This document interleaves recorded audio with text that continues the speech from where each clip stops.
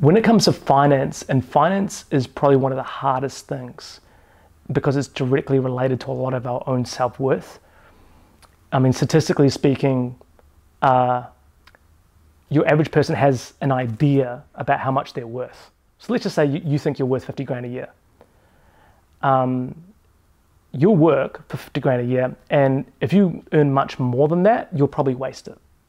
Statistically. I mean, there's this documentary done about lotto winners when someone wins money and your average person, I think it was 95% of them, had less money than 5 years previously when they won the lotto because they waste it so quickly, because they're not mature enough to have that self-worth of knowing what they're worth and how to save it and have money management and all the rest of it. So you usually ask your average person, this is something from Brian Tracy, how much they want as a pay rise.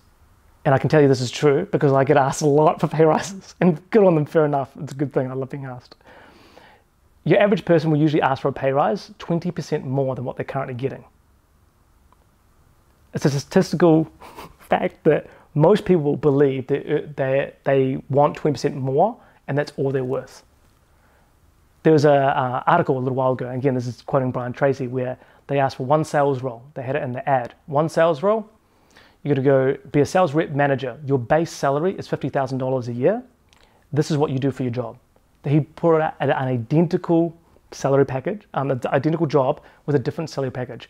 This job is $150,000 a year. Yet he had the exact same responsibilities on both. Out of 100 people, over 90 called for the $50,000 a year job. Why? It's the exact same job, one pays more, because people naturally think, I'm not worth that.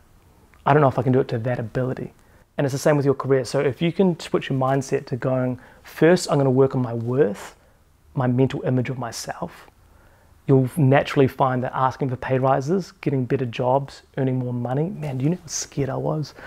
When I first started speaking, I did it for free. My next 50 schools, I charged out $100.